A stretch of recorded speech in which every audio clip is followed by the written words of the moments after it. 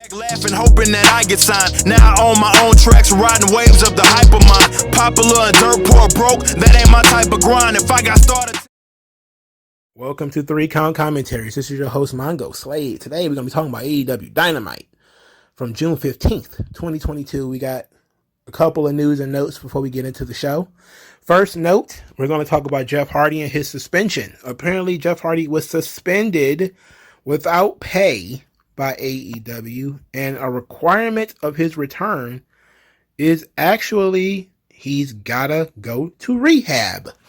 So Tony Khan is apparently just gonna play the same card WWE played with Jeff.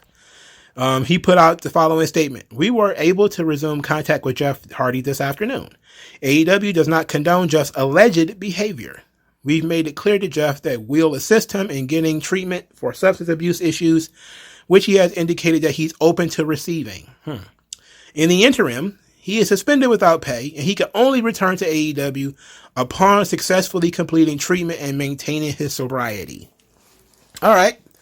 A stiff attack by Tony Khan, and I'm actually very impressed, and I like this. This is a good move. We saw the video that was put out by TMZ of Jeff Hardy barely being able to stand. And it was quite depressing. At one point in that video, when he was, counting backwards, I damn near cried. I was incredibly sad at Jeff Hardy. It was awful, man. I felt real bad for him. I'm just glad he's okay. I know that there's still some stuff going on with his family and Rebbe and all this kind of stuff is going on.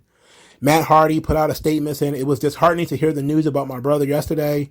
Recovering isn't a linear process, and I'll continue doing whatever I can to help my brother be healthy. Being healthy and well is the most important thing for Jeff, his wife, his children, and our family at this time." That is true, but maybe you should tell your wife to shut the fuck up. Maybe you should tell his wife to shut up. So Jeff is being suspended without pay. That's good. He can't return without going through rehab. That is also good. He seems to now be saying, okay, I need help. So that's also good. So there is no, the TMZ story was absolutely awful. It really hurt my feelings to see that. But at the same time, my sympathy level for Jeff Hardy is at 0. I really don't feel any sympathy at all.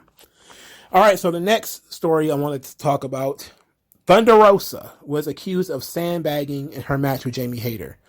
A wrestler who was, to most people, just a normal Twitter account, said that it was pretty obvious that Thunder Rosa was sandbagging in her match with Jamie Hayter, and they actually showed some spots where Thunder Rosa did not really participate. One was a suplex, which she barely did.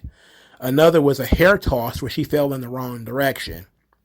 And Britt Baker and was it Jamie Hayter? No, it was Marina Shafir. I'm so sorry. Marina Shafir. So it was Marina Shafir and Britt Baker had both kind of liked these tweets. And it led a lot of people to be critical of Thunder Rosa lately. And a lot of people are started getting angry with her because they say, okay, well, now all these people are like, hey, Ivelisse was right. Ivelisse kept saying, hey, it wasn't me. It wasn't me. She got fired, but it was really Thunder Rosa. So Thunder Rosa responded saying, people are going to talk and that's fine. I'm not worried about it. I will continue to move forward. I will continue to show with my body of work what I am all about. That's not really it didn't happen. It's not a full-throated denial of what they say you did. You're just kind of like, I ain't worried about it. They said I sandbagged. I ain't worried about it. I'm kind of like, shouldn't you be though? Because that could be dangerous. You could have gave a baby girl a hernia. She's trying to lift you and you're not going, but she's putting her back into it. She could throw her back out. Like we kind of. But I think the match was just bad. Like, did Thunder Rosa sandbag? I don't think she did it on purpose. I think the match just sucked. It's not like Marina Shafir botched a Boston Crab in that same match. You can't blame that on Thunder Rosa sandbagging. You can't blame that. Now maybe she did get frustrated with Marina Shafir at some points, But, there's other points where Marina Shafir just fucking sucks. And you know what? It is what it is. She sucks. Very, very odd. Very, very odd decision. All right, let's get into Dynamite now. Jericho defeats Ortiz, forces Ortiz to shave his own head. The match itself was it was oddly structured, but I kind of liked it. The match itself was fine. Ortiz showed a lot of fire. Jericho was a chicken shit heel. It was very good. The Jericho Appreciation Society was at ringside. Ortiz came out alone. Very suspicious. This, of course, led to the Jericho Appreciation Society cheating a lot. And, Ortiz's crew run into the ring during the big pop. They have a brawl on the floor. Kingston slips into the ring and back chops Jericho. It was a really good 2 count. Good false finish. As they continue to brawl outside the ring, we didn't get a lot of security to break it up or anything like that. So Fuego del Sol slipped into the ring and KO'd Ortiz with a bat. And I was like, oh. I said kind of in passing, not to make myself sound too smart, but I was like, it would be funny if it was Sammy Guevara. And then I was like, that would be funny. And then as they went through this and he snatched the mask off and it was Sammy Guevara, and I was like, oh, I like that. So Sammy Guevara and Chris Jericho are back together again. Good decision. I like the twist. I like Jericho, and Sammy needs Jericho at this point because Sammy is floundering on his own. So he needed to get back under the wing. That was the right decision. Not being afraid to put the birdie back in the nest. Now, some people are going to shit on this because, you are putting the birdie back in the nest. He couldn't flap on his own. But ultimately, I'm okay with it. There's so much talent on AEW's roster that giving Sammy another start is fine with me. Giving him a second chance is okay with me. He's not going to be able to do it on his own. There's just too many Moxleys and Danielsons and guys like that on this roster. He's going to need a mentor. He's going to need somebody to be in his corner to have his back politically. And Sammy Guevara needs that. So Ortiz refuses to let Jericho cut his hair. So he starts cutting his own hair to the point where he started to bleed. Then Eddie Kingston, as Ortiz is shaving his own head, says that Ortiz is a man of his word. He's a man of his word. And Ortiz starts to scream, blood and guts, blood and guts, blood and guts, blood and guts, blood and guts. I was like, oh, all right. They didn't do a really good job of making you, they tried to do a good job of making you believe Jericho would lose. But did you really believe Jericho would lose? I didn't. I didn't really believe Jericho would lose. But the fact that they picked Ortiz to wrestle the match is one of the many reasons why I didn't believe Jericho would lose. But let's talk. Jericho was not done for the evening. So Tanahashi and Moxley had a face-to-face. Moxley paced around the ring. Tanahashi is super over in AEW. Of course he is, because he's the ace. And I said, Tanahashi doesn't really know English. So what's about to happen here? And I kind of figured what was going to happen is what did happen. That was Moxley talked a lot. He basically said that he's been chasing Tanahashi for a long time. He chased him across the Pacific to Japan. He chased him to an empty warehouse in Florida during the pandemic. And he says it's always been about Tanahashi because there's a lot of titles, a lot of championships, a lot of belts. There's only one ace, and not for long. And he says that Tanahashi is an inspiration to everyone, including himself, but he considers himself to be the best on the planet. And says that they both have a lot on the line. Everything he's worked for the last 3 years, he has on the line, and he plays for keeps. And he says at the end of this match, you will call me the ace. And Tanahashi basically stood still and allowed Moxley to cut this promo. That's basically what he did. He showed up to stand still and let Moxley cut a promo. Whatever. Jericho interrupted as Tanahashi took the microphone. He wasn't about to say too much. Jericho says that the only reason that Moxley is standing there is because he didn't show up last week. Which, of course, you have to ask, why didn't Jericho show up last week? He says that he beat Tanahashi 2 years ago. Tanahashi told him to shut up in very bad English. To which Jericho got mad and sicked the Jericho Appreciation Society on Moxley and Tanahashi. At that point, they were attacked from behind by Suzuki Gun, who was El Desperado and Lance Archer. I love El Desperado. El Desperado rules. All right, I love El Desperado.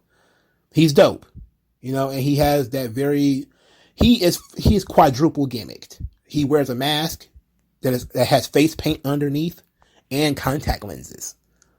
And like his body movements and everything are just so fucking cool. I love El Desperado. I hate Suzuki-gun, but I love El Desperado. He fucking rules.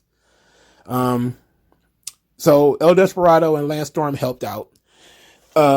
Jericho explains that El Desperado and Lance Archer are on loan from Minoru Suzuki because Minoru Suzuki is going to be his partner at Forbidden Door. And that the match is going to be Chris Jericho, Sammy Guevara, and Minoru Suzuki versus, get this, Shota Umino, Wheeler Yuta, and Eddie Kingston. That's the match. Chris Jericho, Minoru Suzuki, and Sammy Guevara versus Shota Umino, who is the understudy of Jon Moxley, who I have not seen in 2 years. I have not seen Shota Umino in 2 years. I don't even know if he's still wrestling. I don't even know if he's still alive. All I know is Moxley kidnapped this kid a long time ago to turn him into Baby Moxley, and I don't know if how that came about. And Wheeler Yuta, who is another Baby Moxley, who is from the Blackpool Combat Club. And because we've got Moxley in another match, we put Eddie Kingston in his spot. This is stupid. This is an awful match. Again, I said it before. Forbidden Door, booking malpractice. This is it right here. Jericho, Minoru Suzuki, and Sammy Guevara versus Shota Umino, Wheeler Yuta, and Eddie Kingston. Is that a pay-per-view match? No. Is that a Rampage match? Barely. We know Jericho wouldn't work Dark or Dark Elevation, so I'm pretty sure it has to be at least a Rampage match. This is embarrassing. You have Chris Jericho, and this is what you do with him at a big crossover event. You don't have any big stars for Jericho to wrestle with on New Japan. He's wrestling the Young Boys. I get what you want to do. You want to try to get over Shota Umino. You want to try to get over Wheeler Yuta. But fuck. This is not it. This ain't it. This is weak. This is weak even for the AEW fan base. I've seen so many people complain about this. They were angry that this match was actually going to happen. And I was like, finally, it's starting to wear off. The magic, the honeymoon seems to be ending. People are starting to get frustrated with AEW. Because I'm looking at this card and I'm saying to myself, bruh, what the fuck? Of all the stuff you could have done, if you want to do a 6-man tag, okay, fine. But why not make it a 10-man? Why not bring Santana and Ortiz on this? So at least it looks like Eddie Kingston has a chance. We know he's not going to beat these fucking guys. Ridiculous. Stupid. Speaking of stupid, the People's Court theme, it's playing as they go through the Wardlow versus 20 security guard situation. And then we go through the Wardlow versus 20 security guards match, which was awful. And it was quite despicable, if we're being honest. I honestly, I think I went and washed dishes or something during this match. I wasn't paying attention to this shit. He was never in any danger. There was no drama. There was nothing to be gained or lost. There was nothing. It was this guy beating up 20 people. I don't care about that. After the match, Dan Lambert says that Wardlow better watch out for American Top Team because if you threaten one of us, all of us are coming. That left Matt Hughes and Tyron Woodley, who was sitting in the crowd. And I beg Matt Hughes to have a second facial expression. You talk about a giant baby who looks like he didn't want to be there. Matt Hughes. Matt Hughes has always looked like that. He's probably the nicest guy in the world and was actually a really great fighter. Fantastic. I love watching Matt Hughes fight. That's back when I actually was into UFC a lot. Because that's kind of my generation of when I started watching UFC. George St. Pierre, Andre Silva, Anderson Silva. I'm getting tired. Andre Arlovsky was a top guy around that time too. So Matt Hughes, I'm familiar with him. Tyron Woodley, kind of. I know Tyrone Woodley more for the Jake Paul kerfuffle than anything. But being a washed up MMA fighter willing to take a dive for a YouTube celebrity, whatever. Anyway, Wardlow got on the microphone and said that these two guys are from St. Louis. They were in St. Louis. And said that he's also from the Midwest, and he thinks that all of these hardworking Midwesterners will be smart enough not to take orders from rich assholes from California. And that was enough to get Matt Hughes and Tyrone Woodley to leave him alone so that he could powerbomb Mark Sterling. That was dumb. Why even bring those guys out there? How many times are they going to bring out MMA fighters for them to look stupid? It's like every time they bring up some members of American Top, I think the only one that didn't walk out of this thing looking like an absolute goof was Jorge Masvidal. He might be the only one that didn't walk out of this thing looking like a fucking idiot. Just about everybody else that they brought in to do a UFC angle in AEW has looked like a fucking moron. This shit is frustrating. It's stupid. Wardlow is fucking hot. And this is what you do with this guy? You put him in a fucking feud with 20 security guards. Dax Harwood had a very good match with Will Ospreay. I was actually impressed with Will Ospreay selling in this match. He sold quite well. He sold like he was looking for a job. Will Ospreay worked this match like he was looking for a job. Now, I know that Dax Harwood is very good. So it was going to be good with him in it. But I was actually quite impressed with Will Ospreay as well. He didn't do so much of the horse shit as usual. But he worked kind of how he works now. He doesn't do a lot of that flippity-doo-dah shit anymore anyway. So he's kind of grown up a little bit. But he's still painfully bland. Painfully bland. After Will Ospreay wins with the hidden blade, United Empire comes out to intimidate Dax Harwood. This led to, of course, FTR coming out there. And Roppongi Vice comes out there. And then we get the big surprise as Orange Cassidy comes back.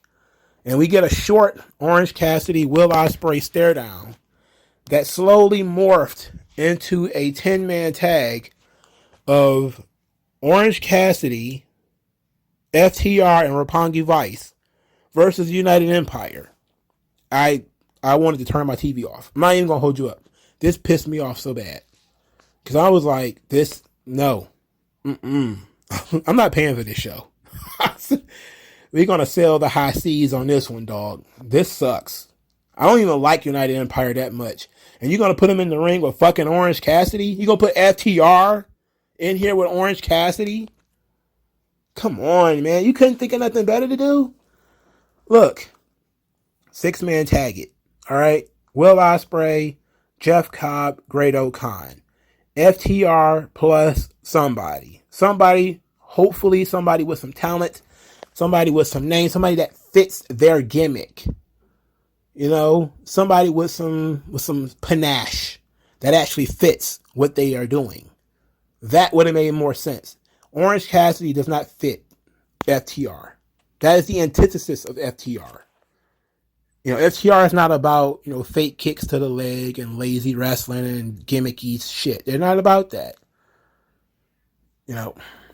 Whatever. Fuck. You would think that they would have the IWGP Tag Team Champions in some type of kerfuffle with the AEW Tag Team Champions. But instead they just say, oh no, it's the equivalent of the Ring of Honor Tag Team titles. Ooh, buddy. Take that. Booker of the Year. Booker of the Year. All right, so Darby Allin said that he was haunted by Sting's injury. He's going to do the same to Bobby Fish, and Bobby Fish wants Darby Allin to get all dolled up, paint his fingernails, and paint his face, and come to Rampage ready to fight. And, okay. All right, I'm not interested at all in Bobby Fish versus Darby Allin. Darby trying to get his win back by beating up on old ass Bobby Fish is just not interesting to me.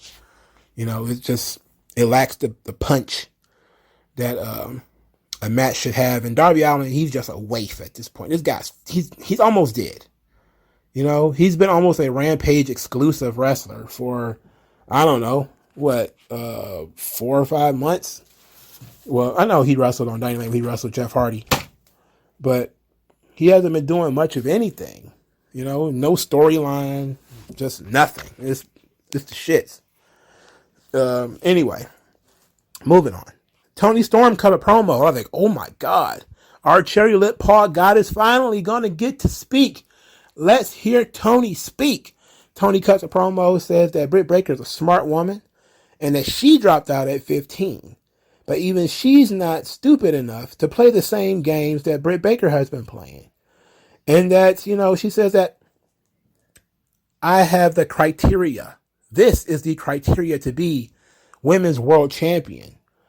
And we've seen the DMD. We've seen what the DMD can do. But Toni Storm as world champion, that is what everyone wants to see. And after the end of this promo, I was like, damn, that's a good promo. That's a stiff promo, solid. And then something just in my mind just stuck with me.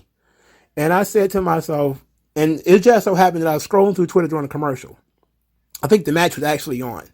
And AEW replayed it was a short promo. It was like 50 seconds or something. I listened to it again on Twitter. And it got to the point where she said, we've seen the DMD. We've seen that already. And my mind just warped back to TNA. I don't know if you guys remembered this, but there was a storyline between Sting and Magnus where Magnus starts basically whining on the microphone. Who's going to put me over, Sting? Who's going to put me over? And of course, Magnus goes on to beat Sting. And I was like, man, that's kind of a little on the nose. Kind of beat you over the head a little bit. Like Sting is going to be the guy that's going to put you over. This was a Magnus moment for Toni Storm, you know, where I was kind of like, wait a minute. She's basically telling us, you have seen DMD. We've already seen you be world champion. Nobody wants to see you get pushed anymore. It's all about me now. That's why Britt Baker didn't get to talk. That's why this match was not advertised. You know, it was just thrown out there.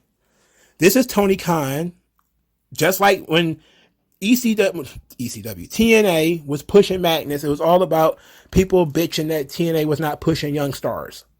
Who's going to put me over? Push young stars. And then they just picked somebody. Magnus, sure, come on. And it didn't quite work out because people were kind of like, And then you watch this match. And you can see that this match was a good match. It was a well-worked match. The spot where Toni does the hip attack on Britt Baker, and it makes it seem like Britt Baker is legitimately hurt, and it had me for a moment. I was like, oh shit, did she hurt her neck? And, you know, Britt is snatching away, and she's not cooperating, and she's, you know, flopping in the middle of the ring, and I'm like, oh no, please tell me she didn't get hurt. And then it was just, she was playing possum, and then she rolled her up, and it didn't get a huge pop. There was no huge reaction for that spot. And I was like, these people are just onto it. They just know Toni's going to win this match. And that's exactly what happened. Like, that's not how you get somebody over, you know? Like it's not. Like, you're not supposed to have the passing of the torch be so obvious. Like, that's so weird. This is all about, hey, I've seen things on TV, or hey, I'm listening to the audience. The audience says that I should not have had Britt Baker beat Toni Storm in the tournament, so I'm going to have a rematch, unannounced rematch, where Toni wins. And Toni tells us essentially before the match even happens that she's going to win. Britt Baker doesn't have any response because we have to downplay her, you know, popularity and everything, because she's the one passing the torch. And I just said to myself, like, it's not hurting Britt. That's not what I'm saying. I'm not saying that, you know, Britt was hurt from this. Who cares if she lost? She rarely loses anyway. My point is that you didn't put any real momentum behind Toni. She won 2 matches after she lost to Britt Baker. She won 2 matches, and now she's the number 1 contender. How? You know, like, how? Also, Britt Baker did not have her Owen Hart tournament belt. Wonder why? Because she was losing. Just something about that promo. I thought it was a solid promo at first, but It was just something like hair on the back of my neck. And that Magnus promo, who's gonna put me over, Sting? I hate that promo so much. I have not seen it since it happened. So, and you know how shitty my memory is. So if I remembered that promo and have not seen it since it happened, you could tell like how much of an impact it had on me and how much I thought it absolutely destroyed Impact and made Magnus look like the biggest, weakest, most garbage piece of shit ever. And then they continued to book him like a piece of shit. And, you know, he never really got over. You know, thank God he kind of grew up from being Magnus. Because Nick Aldis is actually pretty good. But, my word. That who's going to put me over? It's just something about that. Something, and it's not even the same thing. You know, like she's saying, we've seen the DMD. We've seen what you can do. And I've seen like this is just a way of saying your time is over. Get out of the way. Go out there and do the job for me. Or whatever. And I was just kind of like, But I did like Toni's presence here. Still think Toni is beautiful. I still think Toni being the champion is the right decision. After the match, she stares down Thunder Rosa. Look, I don't care about your stupid fucking rankings. Put the belt on Toni. Thunder Rosa sucks. You know, she's a good wrestler. She ain't got no personality. Toni Storm, she hasn't shown much of a personality, but she's beautiful. And beauty is enough sometimes. At least for a little while. Now, people will get bored with her as soon as she becomes champion because she doesn't have a personality. Just like they did with Thunder Rosa. But do it anyway. Because you never know what might happen. You know? If you have Thunder Rosa beat Toni Storm, I'm okay with it. I wouldn't cry either way. But I would expect Toni to win that match. That's just me, though. All Atlantic title, Miro versus Ethan Page. Miro wins. It was a heel versus heel match. Why would you book heel versus heel? Why would you do that? I don't know. Booker of the year. You know, that's why you would do that. Stokely Hathaway, is that his name?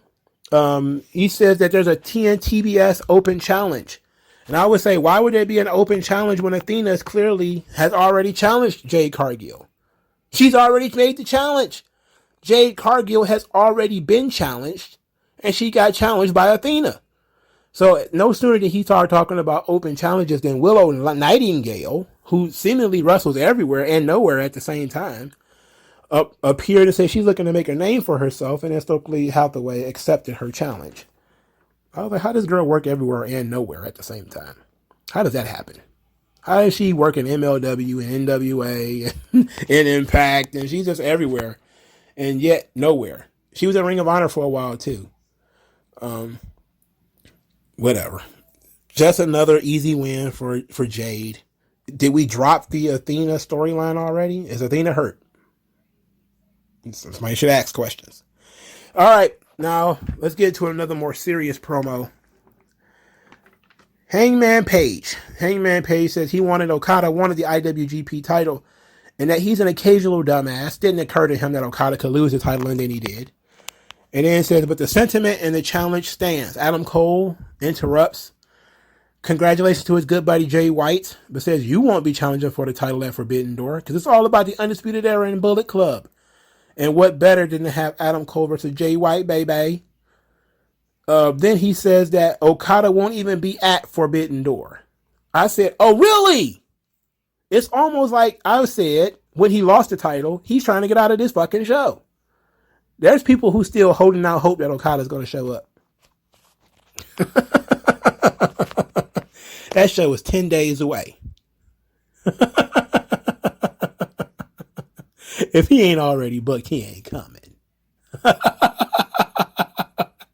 If he ain't already booked, he ain't coming. At least I don't think so. I'll be surprised if he actually do show up. I don't think so, though. Anyway, Jay White attacked Hangman Page from behind, called himself the catalyst of pro wrestling, and says, what makes you think you call the shots? He's talking to Adam Page, who's down on the ground. And Adam Cole is on the sidelines clapping like a seal. He went from being a boss to being a hanger-on for Jay White. It was absolutely abysmal. This shit pissed me off so badly. Jay White, is saying, hey, you lost your title. You're 2-0 against me. I'm not defending my title against you. Adam Cole, like, hell yeah, baby. It's going to be me. And then Jay White says, I'm not defending my title against you either. So while you over there being a cheerleader, you're not getting the shot either. And I'm like, why is Adam Cole a cheerleader for Jay White? He's just clapping like, you know, like those dudes in Coming to America. That boy good. That boy good. Like the dig riding is rough. It's not a smooth ride, man. Like, come on. You're supposed to have more confidence than that, more swag than that, more of a personality than that. You know, I couldn't imagine, maybe because I keep saying Adam Cole is Adam Cole from Undisputed Era, but I couldn't imagine Adam Cole being an underling for Jay White. He would consider himself an equal, you know? That's kind of how he would see it. He would kind of get upset that Jay White kept calling himself the leader of Bullet Club. You know, he would say, nah, you just, you know, you're still there. You're the leader because I left. You know, Kenny Omega was the leader because I wasn't there. You know, it wouldn't be you're the man, Jay. Yeah, hell yeah, Jay. Help me out with a title shot, Jay. That wouldn't be how it, nah. I don't like this flavor of Adam Cole. This sucks. Look, I don't know what they're going to do with the IWGP belt. It's probably going to be a triple threat match. Some people are holding out hope that there's going to be an Okada and added to, and it's going to be a fatal 4-way. I think Okada's going to bow out of this and probably win that title back after the G1 and not put too much thought into that. But this segment made Adam Cole look absolutely weak. It made him look stupid. I don't care about Hangman Page. He called himself an occasional dumbass. I think it's more than a couple of occasions. I think it's pretty often a dumbass. So it is what it is. I love Jay White, though. Switchblade era. The Young Bucks win the tag team championships in a tables, ladders, and chairs match. Okay. They're, you know, it was what it was. It's what you expect from a ladder match. I wasn't thrilled with it. I wasn't blown away by it. I probably watched all of 3 minutes of it because it just feels like we see this kind of shit all the time now. So it kind of lost its punch and it lost its luster with me. So I was just kind of looking to see if, you know, the Young Bucks would actually win, and they did. After the match, Christian beat up Jungle Boy and hit him with a concerto. And I was like, interesting. Of course, they teased it up to this point. I want to hear Christian's explanation that maybe he's trying to get something out of Jungle Boy. You know, he attacked Jungle Boy, not Luchasaurus. He attacked Jungle Boy. You know, so his beef is with Jungle Boy. Maybe they're going to split Jungle Boy and Luchasaurus up. They kind of need to be split up. You know, Christian needed this heel turn very badly. And I'm not surprised that not too long after Edge turns heel, Christian turns heel too. that irony ain't lost on me, baby. Christian turning heel is fine. Jungle Boy needed a spark. Hopefully this is it. Hopefully Christian could get this kid over and take him to the next level. He really needs it. But he's tiny. He's super tiny. That's going to be a hard road to get over. But I'm interested in what the Young Bucks will be doing at Forbidden Door. I can't even tell that lie with a straight face. I don't give a shit what they do. They already got the IWGP tag team titles all jammed up. You know, it was jammed up with United Empire. So what I'm guessing is they're probably going to bring over GOD and have GOD versus the Young Bucks for the AEW tag team titles. They got one more week to build this thing up, and they want to do Bullet Club shit. So I'm guessing that's going to be the Bullet Club match. It's going to be Tama Tonga, Tonga Loa. Is Tonga Loa hurt? I don't know. But it could be GOD versus the Young Bucks, AEW tag team titles. I don't know. Interesting. Not. So AEW existed. I skipped some of the things like, but since I got some time, let's talk about this. Why is Sonny Kiss all in the Pride commercials? Sonny Kiss ain't been on Dynamite this year. I don't think Sonny Kiss has been on Dynamite in over a year. I don't think Sonny Kiss has ever made an appearance on Rampage. And yet, every time I see these Pride commercials, it's Nyla Rose and Sonny Kiss. Nyla Rose, I understand. Nyla Rose at least gets pushed. Sonny Kiss, I forgot he was even there. Forgot. It seems like people only remember Sonny Kiss when they want to talk about my diversity. And, it is what it is. It's very weird. But let me know what you guys thought of Dynamite. I didn't care for it. I liked the Sammy Guevara reveal. I thought that was great. I thought that was the high point of the show. Jay White being there, Will Ospreay being there. It was interesting. If you know those guys, it was interesting. If you don't know them, you're still playing who is who and what is what. And then he added more people because El Desperado showed up. And now they talk about Minoru Suzuki, who's only been on the show a handful of times. And if you weren't paying attention, you don't know who he is either. You know? Jay White just makes an appearance. He's carrying a belt. You don't know nothing about that belt. All you know that the Hangman wants it. And you don't even know why he wants it. So, it is what it is, man. They're digging a hole. You know, they're just digging themselves into a hole. But let me know what you guys think. Like, share, subscribe. I'll talk to you guys later, man. Have a peaceful and productive day.